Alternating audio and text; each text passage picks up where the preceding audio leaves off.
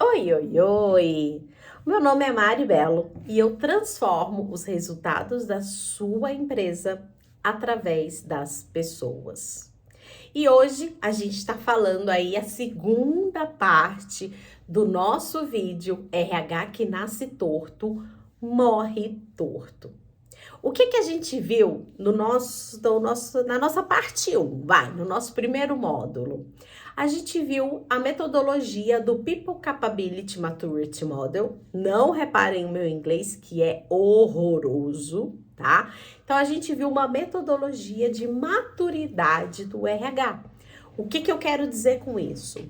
Para eu implantar processos de recursos humanos, para eu implantar processos de gestão de pessoas, eu preciso analisar o contexto em que eu estou, entender a necessidade da organização e o que essa organização está preparada para receber, para que eu tenha a implantação de processos muito mais assertivos e eficazes para o pleno crescimento aí e desenvolvimento da organização.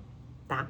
E aí fiquei de trazer para vocês um exemplo de uma das empresas nas quais eu trabalhei, e eu vou trazer a primeira empresa na qual eu implantei esse programa, né, onde eu implementei de fato essa metodologia, foi onde eu fui buscar conhecimento da área, para vocês entenderem um pouco esse contexto no âmbito prático, tá? Então, vou começar contando que em uma das bandeiras do grupo da empresa na qual eu trabalhei, eu assumi, se eu não me engano, gente, em 2016.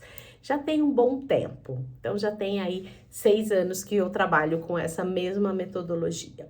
Então, o que eu encontrei? Qual foi o cenário que eu deparei quando eu assumi essa bandeira, que era uma bandeira totalmente nova?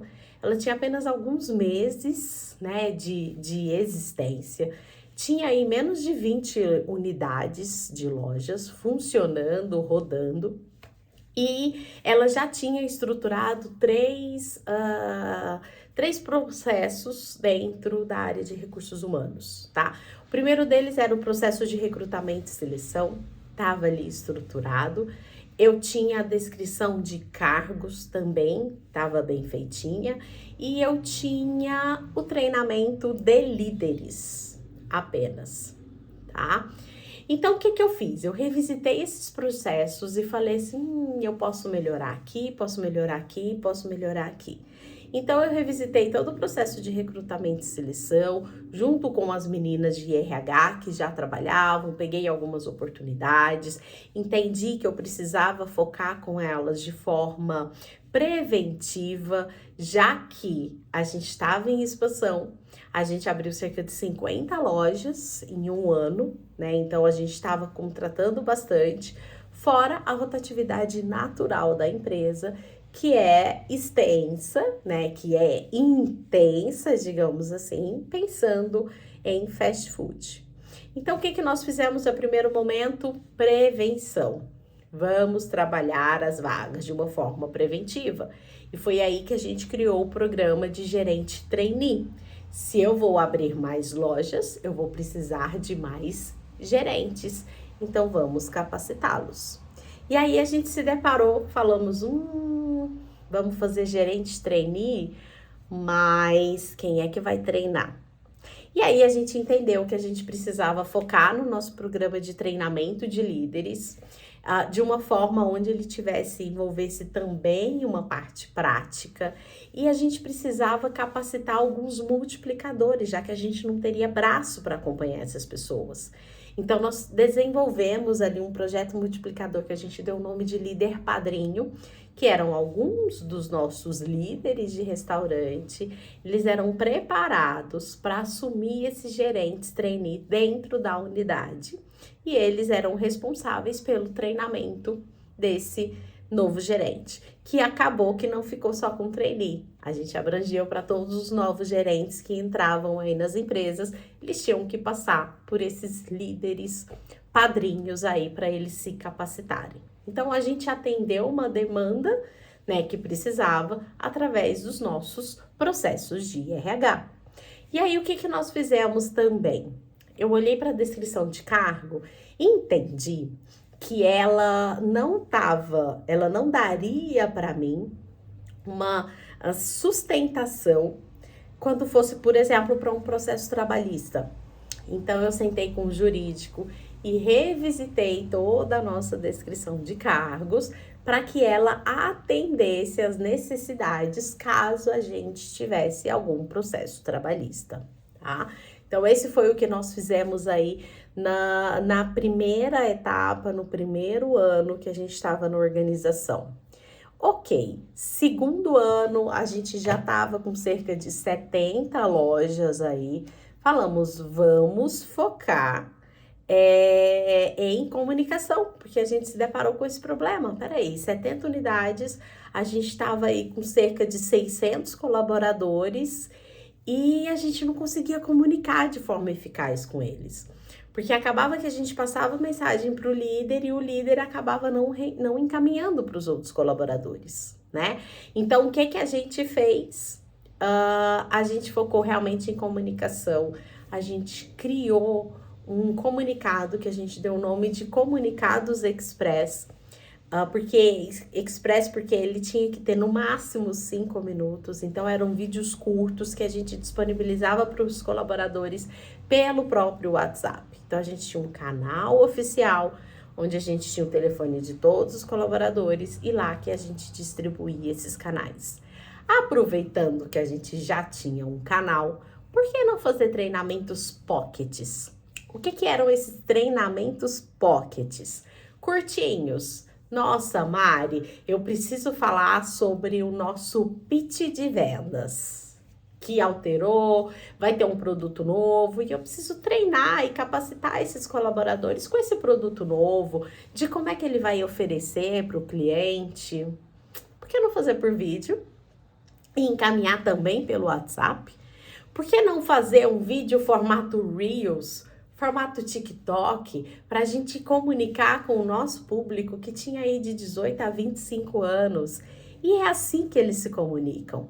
Por que eu não posso adaptar a minha linguagem à linguagem das pessoas? Só existe comunicação quando a gente tem uma linguagem adaptada. E foi isso que nós fizemos. O WhatsApp virou o canal oficial da empresa. E teve um detalhe da primeira etapa, do primeiro ano que eu esqueci, que a gente implantou algumas metas, só que metas mais focadas em vendas, faturamento, satisfação do cliente. E aí a gente criou um plano de incentivo para todos os colaboradores, tá? E foi em cima disso, depois que a gente desenvolveu esse plano de incentivo, é que a gente entendeu que a nossa comunicação estava ruim, porque eu chegava em algumas unidades e tinha alguns colaboradores que não sabia do plano de incentivo. Por quê? Porque a gente só passava para a liderança e a liderança não repassava. E foi por essa razão que a gente criou esse canal de comunicação.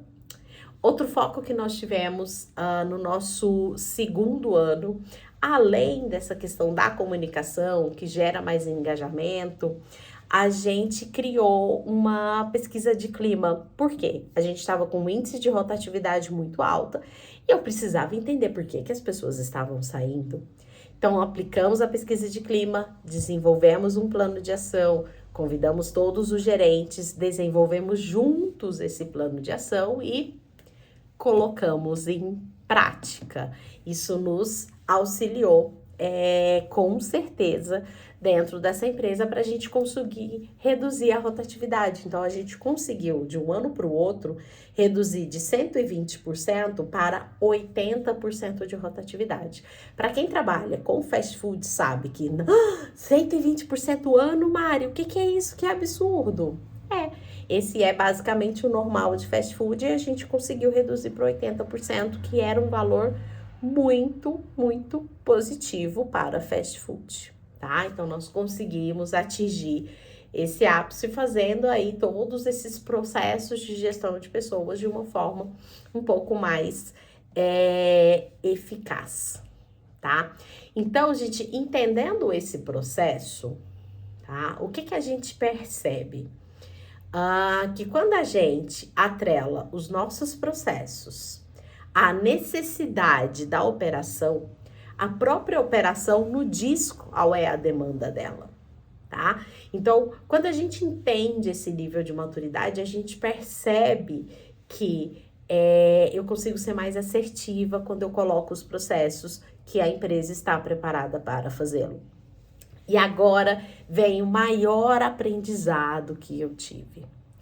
Mari, estava tudo lindo, pesquisa de clima bonita, comunicação bonita, descrição de cargo legal. Vamos fazer uma avaliação de desempenho? No grupo inteiro tem, vamos implantar aqui também. Adivinha o que aconteceu? Fizemos. E aí eu te pergunto, deu certo ou deu errado? Para quem respondeu deu errado, acertou. Gente, a gente fez uma avaliação de desempenho, toda bonitinha, a gente levou os líderes para a loja, a gente explicou como seria esse processo. E eles atrelaram isso a desligamento das pessoas, eles tiveram medo de preencher essa avaliação de desempenho, por quê? Porque eles não estavam preparados para isso. E eu pergunto para vocês, sabe por quê? E a resposta que eu cheguei à conclusão foi: faltou uma etapa anterior que é de extrema importância antes de eu aplicar uma avaliação de desempenho, que se chama desenvolvimento. Se eu não desenvolvo os meus líderes, ao implantar uma avaliação de desempenho, ele vai olhar para tudo isso de uma forma muito pessoal. Ele não vai conseguir olhar para uma avaliação de desempenho de uma forma mais profissional e no sentido de, cara, eu vou preencher isso daqui, independente se eu gosto de você ou não como funcionário, eu vou tentar ser justo, eu vou tentar ser neutro. Então, o que a gente percebia, eu gosto de você, então eu te dou tudo 10. Eu não gosto de você, então eu te dou tudo 0. Porque faltou os nossos líderes estarem mais maduros para entenderem esse processo.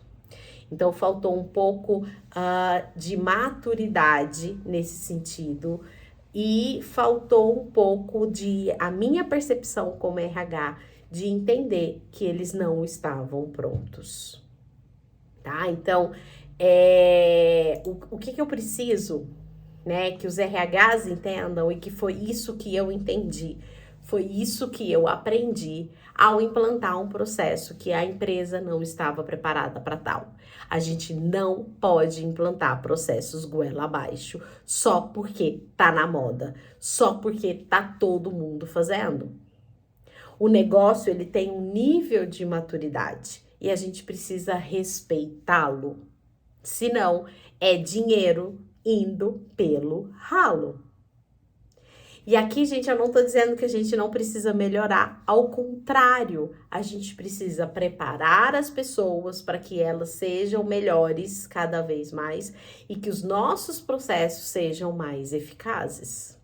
E acreditem, gente, mesmo que o RH ele tenha nascido torto, né, como geralmente acontece, se a gente olha para isso com carinho, se a gente olha para isso de forma estratégica e se a gente olha para isso entendendo todo o contexto do negócio, a gente consegue sim corrigir.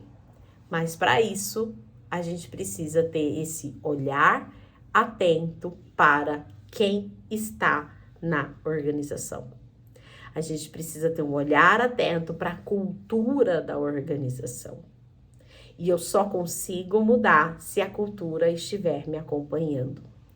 Então, eu espero que vocês tenham entendido com o meu erro, que tenham aprendido com o meu erro e estudem realmente esse programa, esse projeto de maturidade. E qualquer dúvida que vocês tiverem, vocês podem me chamar, que eu tô aqui para auxiliá-los. Obrigada. Tchau, tchau.